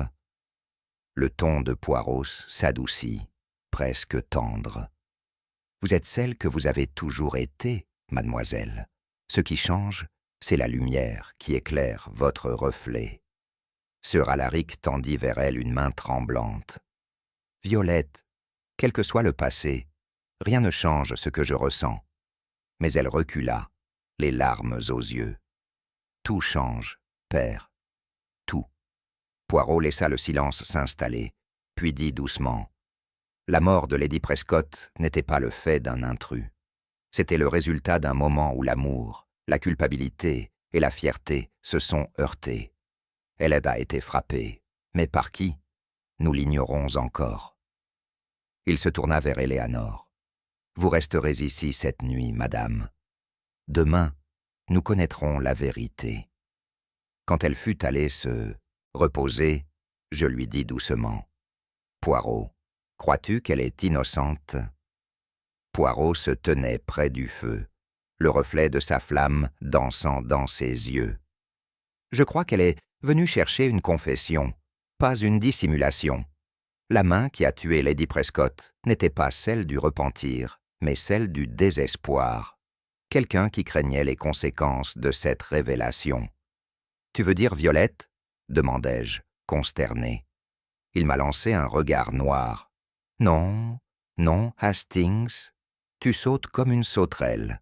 Patience, la nuit nous apportera des réponses, mais d'abord, il reste un dernier détail à régler. » Il sortit de sa poche le fragment de papier brûlé que nous avions trouvé plus tôt et le plaça à côté de la vieille lettre. Regardez-moi ça, la même encre, la même texture, toutes deux écrites par la même main, celle de Lady Prescott. Elle a écrit 2 lettres ce soir-là, l'une à Éléanore, détruite, et l'autre, toujours portée disparue. Et qu'est-ce que ça disait? Les yeux de Poirot s'assombrirent. C'est cela, Hastings, que nous devons découvrir, car celui qui a détruit cette 2e lettre est le tueur. Dehors, le tonnerre grondait, sur la lande, et les lumières du manoir vacillaient. Quelque part, là-haut, dans les longs couloirs du manoir Prescott, la vérité attendait, tel un portrait à demi-ombre, attendant que l'aube lui donne son dernier coup de pinceau. Chapitre 9. Ombres et confessions. Le manoir était silencieux ce soir-là, à l'exception du craquement occasionnel des poutres qui s'affaissaient et du claquement régulier de la pluie contre les fenêtres. Poirot avait demandé à toute la famille et aux témoins clés de se rassembler dans le salon, une pièce qui semblait désormais vibrer du poids des vérités non dites. Même la lueur des bougies semblait hésitante, comme consciente des révélations qui allaient se dévoiler. Sir Alaric était assis, raide, dans son fauteuil à haut dossier, les yeux noirs d'appréhension. Violette, encore tremblante, après avoir découvert sa véritable origine, était assise à côté de lui. Clara Lytton s'agitait dans son coin, tandis que l'inspecteur Lestrade, appuyé contre la cheminée, lançait à Poirot un regard noir avec une impatience à peine dissimulée. Poirot, comme toujours, avait une apparence impeccable, une posture parfaite, les mains jointes avec soin. Il commença lentement, presque cérémonieusement. « Mesdames et messieurs, nous sommes ici non pas pour jeter le blâme prématurément, mais pour laisser la vérité se révéler, étape par étape. Une ombre plane sur cette maison, une ombre qui s'est développée au fil des ans, nourrie de secrets et de silences. Mais les ombres, nous le savons, ne survivent pas à la lumière. » Il fit un geste vers la cheminée, où la bougie fondue du salon avait été posée sur un plateau d'argent. « Observez, mes amis, la bougie qui a brûlé trop longtemps. Ce n'est pas simplement de la cire et une mèche, c'est un symbole, le symbole d'un oubli, d'une culpabilité persistante. » Lestrade murmura. « Wax ne tue personne, Poirot. » Poirot esquissa un léger sourire. « Non, inspecteur, mais cela révèle les heures passées à méditer. Des heures d'agitation, peut-être de peur. Et lorsqu'on examine le comportement des personnes présentes ce soir-là, on constate précisément cette agitation. » Il tourna son attention vers Violette. « Mademoiselle, vous avez appris aujourd'hui que votre mère n'était pas votre parent biologique. une révélation d'une immense portée émotionnelle. Comment avez-vous réagi en apprenant cela? Violette déglutit difficilement, sa voix n'étant qu'un murmure. Je ne sais pas, perdu, trahi, en colère. Exactement, dit Poirot. Et pourtant, la colère seule ne tue pas. La peur, le désespoir et l'orgueil, en revanche, peuvent pousser à des actes qu'on n'envisagerait jamais autrement. Il se tourna vers Clara Lytton. « Mademoiselle, vous avez aperçu une étrangère au village la semaine dernière. Une femme qui s'informait de ce manoir. L'avez-vous reconnue ?» Clara hésita. « Oui, je croyais qu'il s'agissait de la gouvernante, Eleanor Marsh, mais elle s'appelait Melrose. Je n'y ai pas prêté attention à l'époque. » Les yeux de Poirot pétillèrent. « Ah, mais chaque détail compte. Vous avez ramené le passé au présent. Et le passé, mes amis, est rarement silencieux. » Il marqua une pause, observant la pièce. « Parlons maintenant de la dernière soirée de Lady Prescott. Qui était présente au salon après le dîner ?» Violette et Clara racontèrent les événements. Sir Alaric était resté brièvement pour terminer une lettre. Lady Prescott s'était retirée au salon pour lire. Monsieur Lytton était au piano. Alice avait apporté du chocolat. Poirot hocha la tête avec une précision lente et posée, puis ajouta « Et pourtant, quelqu'un se déplaçait furtivement dans la maison après minuit. Quelqu'un dont la présence n'était signalée que par un léger bruissement de pas sur le tapis et le léger frémissement d'un cordon de rideau. Hastings, vous vous souvenez ?» J'ai hoché la tête. « Oui, Poirot. La servante l'a entendu, mais n'a pas pu identifier qui c'était. »« Exactement, » dit Poirot, en levant les doigts pour insister. « Maintenant, réfléchissez au fragment de lettre que nous avons retrouvé, celle qui a été trop peu brûlée, celle envoyée à Eleanor Marsh sous le pseudonyme de Melrose. L'une parle de secret, l'autre d'une peur trop forte pour être supportée. Qui d'entre nous avait les moyens, l'opportunité et le mobile d'empêcher toute révélation? » Lestrade fronça les sourcils. « On ne peut pas accuser qui que ce soit sans preuve. » Poirot sourit faiblement. « Ah, inspecteur, c'est pourquoi nous devons examiner non seulement les preuves, mais aussi la psychologie. » Il tourna son regard vers Sir Alaric. « Sir Alaric, vous avez tenté de sauver les apparences, de préserver votre réputation à tout prix. Vous avez encouragé le secret, rejeté de vieilles vérités et persuadé votre femme de dissimuler les lettres. Pourtant, face à celle-là même que Lady Prescott redoutait, Eleanor Marsh, vous n'avez pas pu contrôler l'issue. » Le visage de Sir Alaric pâlit. « J'ai fait ce que je pensais être le mieux pour l'enfant. » Poirot inclina la tête. « Oui. Pourtant, les meilleures intentions ont parfois des conséquences imprévisibles, et dans cette maison, cette conséquence était la mort. » Il s'adressa ensuite à Violette. « Mademoiselle, vous avez découvert aujourd'hui que votre identité n'était pas celle que vous croyiez. Cette découverte, combinée à l'atmosphère tumultueuse du deuil et de la confrontation, a peut-être provoqué une agitation extrême, mais l'agitation seule ne tue pas. » Violette secoua la tête, les larmes aux yeux. « Je ne l'ai pas fait. Jamais. »« Non, mademoiselle, » dit doucement Poirot. « Vous êtes innocente, votre cœur est trop tendre pour un tel acte. » Les yeux de Clara s'écarquillèrent. « Alors, qui ?» Poirot se retourna, désignant délicatement le lieu. La réponse est entre les mains de celui qui a intercepté les lettres avant qu'elles n'atteignent Eleanor Marsh. Quelqu'un qui craignait le retour du passé et cherchait à l'effacer. Un tremblement parcourut la pièce. « Tu veux dire que c'était maman ?» chuchota Violette. Poirot secoua la tête. « Non, mademoiselle, Lady Prescott n'a pas porté le coup fatal elle-même. mais elle a bel et bien lutté pour le secret. Le responsable, quelqu'un qui l'aimait, la respectait, mais qui n'a pas pu résister à la révélation, était présent dans cette pièce ce soir-là. Il marchait lentement, les mains jointes dans le dos. Pensez à la bougie, pensez aux fragments de lettres, pensez aux empreintes de pas dans le jardin. Tout indique une présence qui souhaitait simuler, intrusion, pour masquer ce qui se passait réellement à l'intérieur.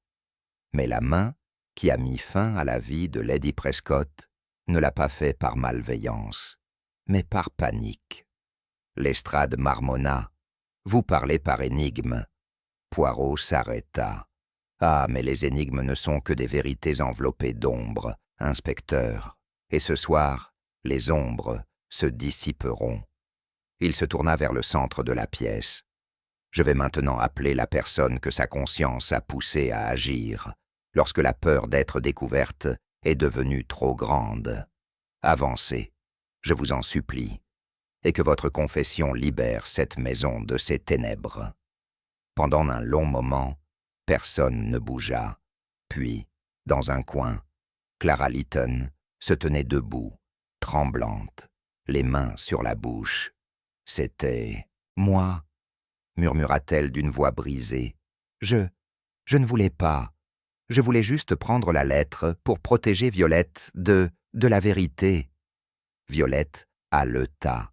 « Clara, tu as tué maman. » Clara tomba à genoux. « Non, je ne voulais pas dire ça. Elle a trébuché. Je voulais juste cacher la lettre. Je ne pensais pas. » Poirot s'agenouilla doucement à côté d'elle. « Vous avez agi impulsivement, oui. La peur et la loyauté vous ont guidé. Mais dans votre panique, un accident mortel s'est produit. La bougie, la lutte, tout cela. Vous n'aviez pas l'intention de commettre un meurtre, mais le résultat n'en est pas moins tragique. » Les mains de sœur Alaric tremblaient. « Clara, mon Dieu !» Violette se précipita vers sa cousine et la serra fort dans ses bras. « Je sais que tu ne le pensais pas. C'est tellement terrible. » Poirot se leva et lissa ses manchettes. Ainsi, la bougie qui avait trop brûlé touche enfin à sa fin. La vérité éclate, aussi délicate et terrible soit-elle. Et maintenant, la justice peut suivre son cours. L'inspecteur Lestrade s'avança et prit doucement Clara par le bras. « Vous devrez venir avec moi, mademoiselle, mais votre honnêteté sera prise en compte. » Poirot se tourna vers les autres membres de la famille. Le passé a été révélé, les secrets ont été avoués. Et maintenant, mes amis, vous pouvez commencer à vivre dans la lumière de la vérité plutôt que dans l'ombre de la dissimulation. Alors que nous quittions la pièce, l'orage commençait à s'apaiser, ne laissant derrière lui qu'une légère bruine et le grondement lointain du tonnerre qui s'éloignait. Je regardais Poirot, me demandant comment il pouvait rester aussi calme au milieu d'une telle tragédie. Il esquissa un petit sourire presque imperceptible. « Hastings, le cœur humain est un mystère que la cire et le feu ne peuvent expliquer entièrement. Mais parfois, lorsque les ombres se dissipent, nous voyons non seulement l'obscurité, mais aussi une faible lueur de compréhension. Et tandis que nous montions les escaliers, je me suis rendu compte que le manoir Prescott, si longtemps hanté par des secrets, je trouve enfin une paix fragile. Chapitre 10. Justice et réflexion. Le lendemain matin, un étrange silence régnait au manoir Prescott. L'orage était passé, laissant un soleil pâle et délavé illuminer les jardins humides et la brume ondulante sur les haies. Pourtant, l'air du manoir était lourd, non pas de peur, comme auparavant, mais du poids persistant des révélations de la veille. Chaque recoin semblait résonner des pas silencieux de la conscience, et les serviteurs se déplaçaient comme des ombres, veillant à ne pas troubler ce calme fragile. Je trouvai Poirot dans le bureau, assis près de la fenêtre, les coudes sur le rebord, contemplant les jardins. Le fragment de la lettre de Lady Prescott reposait dans sa main, précieusement conservé, témoignage silencieux des vérités qu'il contenait. « Hastings, dit-il doucement, sans se retourner, observe le silence. Après le chaos, un ordre particulier se crée, un équilibre retrouvé, quoique teinté de tristesse. Justice a été rendue, en partie, mais le cœur humain n'oublie pas facilement. » Je m'appuyais contre la porte. « Tu le dis presque poétiquement, Poirot. Clara Lytton, que va-t-il lui arriver ?» Il m'a finalement regardé, son regard calme, mais perçant. La justice suivra son cours. Elle a agi sans malveillance, poussée par la panique et une loyauté mal placée. Je suis convaincu que les autorités prendront en compte ces circonstances atténuantes. Néanmoins, elle devra répondre des conséquences de son acte. J'ai hoché la tête, sentant que même Poirot ressentait le poids des révélations de la soirée. Et Violette, comment supporte-t-elle la vérité sur ses origines? Poirot désigna d'un geste le portrait d'Eleanor Marsh, restauré dans le salon. Violette est confrontée à un chemin semé d'embûches. L'identité, Hastings, est un fleuve. Son cours est façonné par de nombreux affluents. Elle connaît désormais la vérité sur ses origines, mais elle conserve l'éducation, l'amour et les souvenirs qui ont fait d'elle ce qu'elle est. Elle doit concilier le passé et le présent, une entreprise qui exige patience et courage. Tandis que nous parlions, Violette elle-même entra dans la pièce. Ses yeux, bien que rougis par les larmes, exprimaient une détermination silencieuse. Elle alla se placer près de la fenêtre, regardant le jardin humide où les empreintes de pas nous avaient autrefois induits en erreur. « J'ai réfléchi, monsieur Poirot, » dit-elle doucement. « J'ai passé ma vie à croire une chose sur moi-même, pour finalement découvrir que toutes mes certitudes ont changé. Pourtant, je me sens étrangement libre. Peut-être parce que la vérité, aussi douloureuse soit-elle, me permet enfin de comprendre où je me situe. » Poirot esquissa un léger sourire, le regard affectueux. « Ah, mademoiselle, c'est précisément la sagesse de la vérité. On ne peut pardonner le passé que lorsqu'on le voit clairement. Et vous, j'en suis sûr, le ferez avec grâce. » Avant que je puisse répondre, sœur Alaric entra, l'air lourd, mais adouci par le soulagement. Il s'approcha de Violette et lui prit les mains. « Quel que soit le passé, quelles que soient les erreurs, mon amour pour toi est indéfectible. Tu es mon enfant dans tous les domaines, qui comptent vraiment. » Les yeux de Violette croisèrent les siens, un mélange de gratitude et de tristesse. « Je comprends, père, et je pardonne, même si le chemin n'a été difficile. » Poirot intervint doucement. « Et maintenant, mes amis, l'acte final de la réparation ne se limite pas aux paroles, mais aux actes. Clara Lytton, bien que coupable, a agi par peur, et cette peur doit être accueillie avec compréhension, et non avec haine. La compassion, Hastings, est la compagne de la justice. » À ce moment précis, l'inspecteur Lestrade apparut sur le seuil. « J'ai terminé mon rapport, monsieur Poirot. Clara sera conduite aux autorités, mais je recommanderai la clémence. Ses aveux et sa coopération jouent largement en sa faveur. » Poirot inclina la tête. « Excellent, inspecteur. La justice tempérée par la clémence. Tel est le principe sur lequel repose toute société civilisée. » Nous restâmes tous assis quelques instants, silencieux et songeurs, les jardins détrempés, offrant une beauté sombre. Poirot se leva enfin, effleurant soigneusement son manteau de ses mains. « Mes amis, dit-il, cette affaire nous rappelle la fragilité de la moralité humaine, amour, peur, loyauté et secret. Ces forces s'entremêlent d'une manière qui déconcerte souvent même les hommes les plus sages.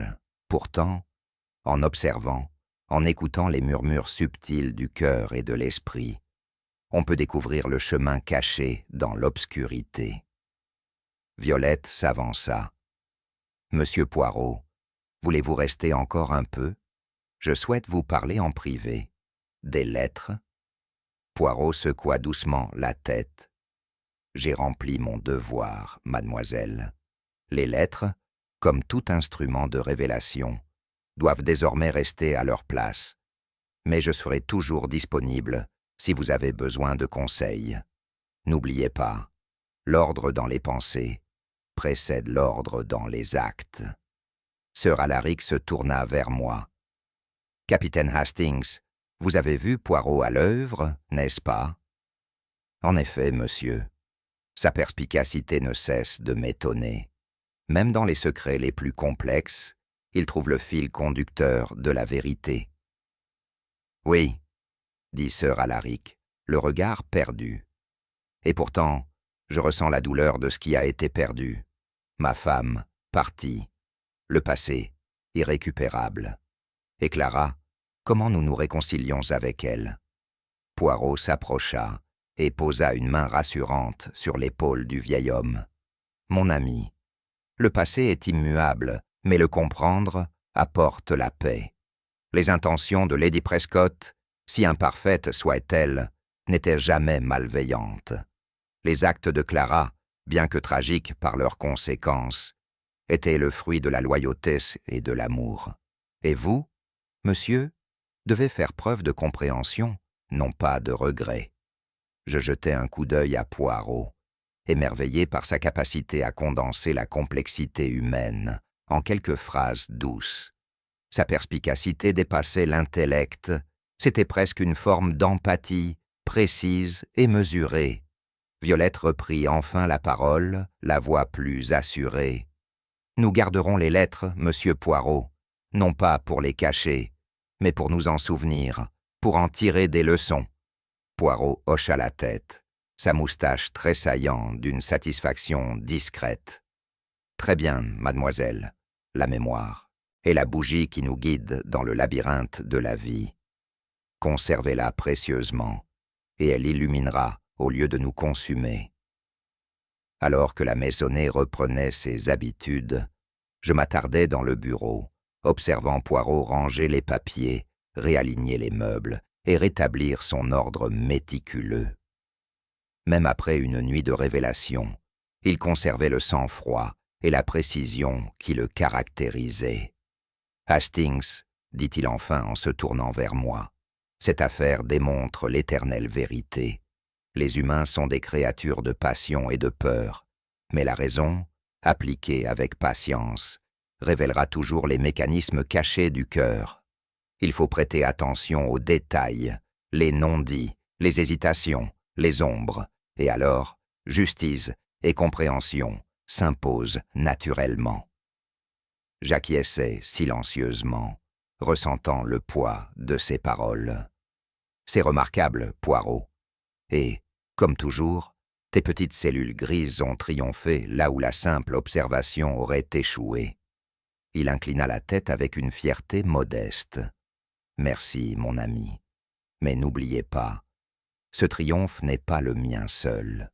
Il est celui de l'observation, de l'écoute et de la subtile reconnaissance que le cœur humain laisse souvent des traces là où la logique seule ne peut s'avancer. » Nous avons quitté le bureau et nous sommes dirigés vers le hall d'entrée, où le soleil matinal filtrait à travers les hautes fenêtres, projetant de longs rayons lumineux sur le parquet ciré. La maison, bien que marquée par le chagrin, semblait désormais plus légère. Ses fardeaux, s'ils n'étaient pas effacés, étaient reconnus et compris. Poirot s'arrêta sur le seuil, regardant le salon où la famille se rassemblait silencieusement, à la fois soumise et soulagée. « Et maintenant, Hastings, nous partons. Une autre affaire conclue, une autre maison libérée des ombres. La vie reprend, comme il se doit, pour les vivants. et pour les morts, nous préservons le souvenir. J'ai souri faiblement. On y va, alors.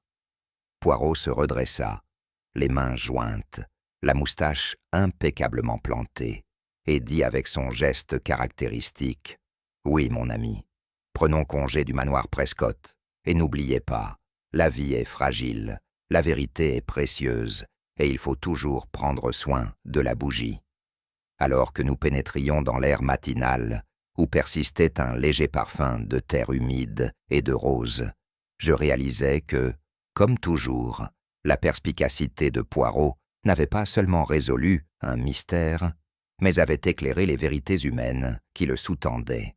Le manoir Prescott ne serait plus jamais le même, mais peut-être grâce à lui, survivrait-il avec sagesse et grâce mesurée. Chapitre 11. Le rassemblement final.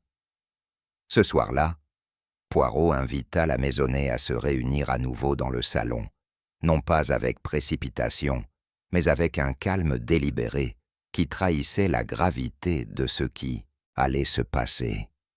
La pièce, illuminée par la douce lueur des appliques en laiton poli, semblait presque plus petite que d'habitude, les murs pesants sous le poids de l'attente. La pluie était revenue en crépitement, subtil accompagnement de la tension qui emplissait désormais le manoir Prescott. Violette, encore pâle après les révélations sur sa filiation, était assise à côté de sœur Alaric, les mains jointes sur ses genoux. Clara Lytton, attendant son départ avec les autorités, paraissait à la fois calme et sereine, son regard parcourant nerveusement la pièce. Même les domestiques, qui se déplaçaient habituellement comme des instruments silencieux d'efficacité domestique, s'attardaient en retrait, anxieux et attentifs. Poirot, impeccablement vêtu et posé, se dirigea vers le centre de la pièce, son regard balayant chaque individu avec précision. « Mes amis », commença-t-il d'une voix calme, mais pesante, qui étouffait tout murmure. « Ce soir, nous examinerons les derniers fils de notre tapisserie, chaque détail, chaque motif, chaque hésitation. Ce n'est qu'en considérant tout cela que nous pourrons affronter la vérité dans son intégralité. » Il désigna une table basse où étaient soigneusement disposés les fragments de lettres, la bougie brûlée et les autres preuves recueillies au cours de l'enquête. Observez-les, non pas comme de simples objets, mais comme des témoins de l'intention humaine. La bougie qui a brûlé trop longtemps, les lettres qui ont voyagé du passé au présent, les pas dans le jardin, tout cela parle, même à voix basse, de choix et de peur. Poirot marqua une pause, levant une main délicate. Commençons par la nuit de la mort de Lady Prescott. Qui est entré dans le salon après son départ? Qui a observé ses mouvements? Qui a cherché à empêcher la révélation des vérités qu'elle souhaitait transmettre?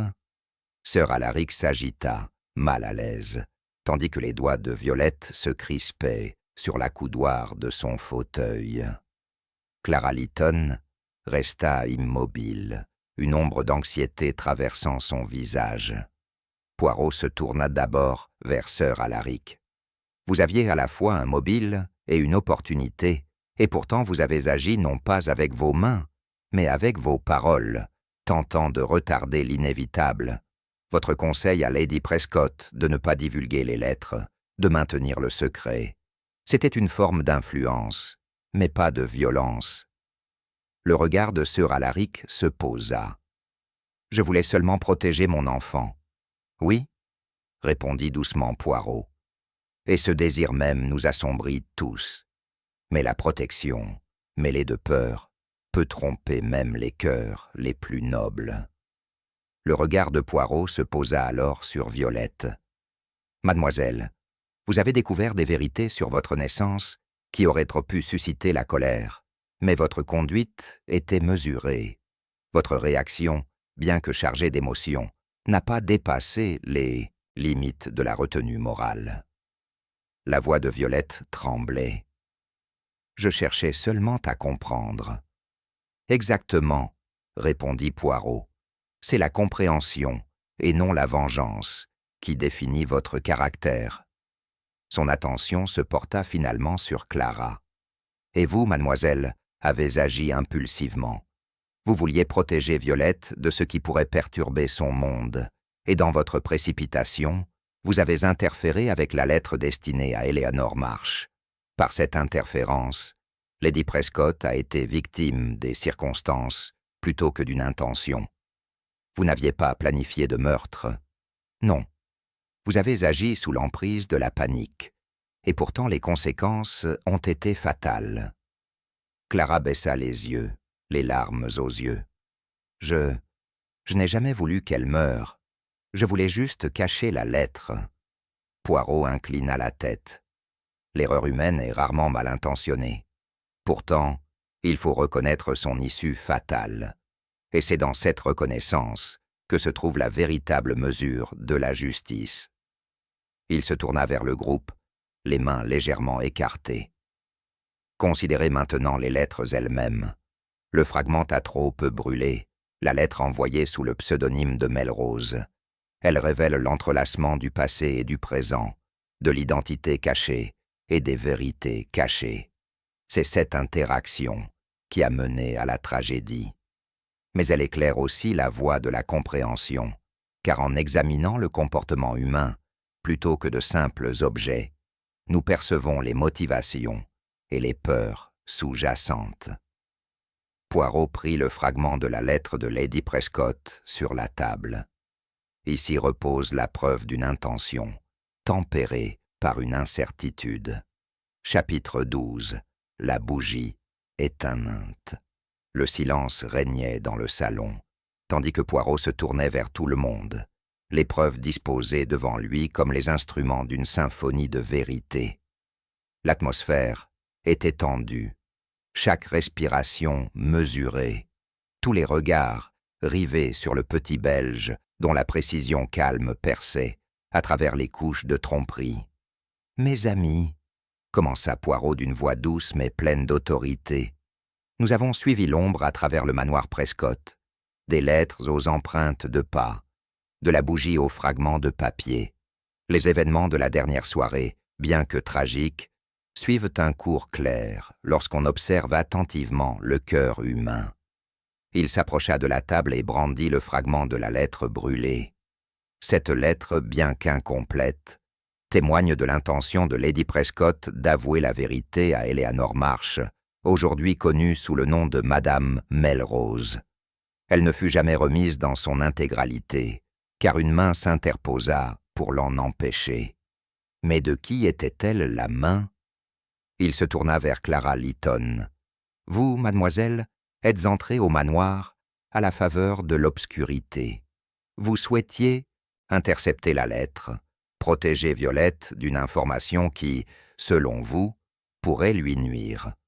Vos motivations n'étaient pas malveillantes, mais la peur peut mener à la catastrophe. » À cet instant, Lady Prescott trébucha pendant la lutte, et la bougie qu'elle portait tomba, déclenchant une série d'événements fatals. Le corps de Clara tremblait, et elle murmura « Je ne voulais pas, je voulais juste… » Poirot leva la main, l'arrêtant doucement. « Je comprends, mademoiselle. Votre conscience a parlé, et c'est normal.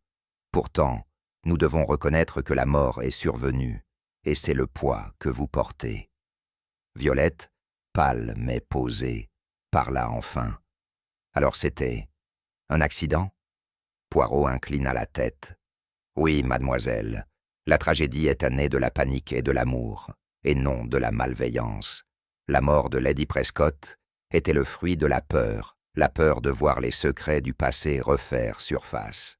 Et maintenant, toutes les vérités étant révélées, la maison peut commencer à guérir. » Il recula et désigna d'un geste le portrait d'Eleanor Marsh, remis à sa place dans le salon. « Observez, mes amis, les coups de pinceau du passé.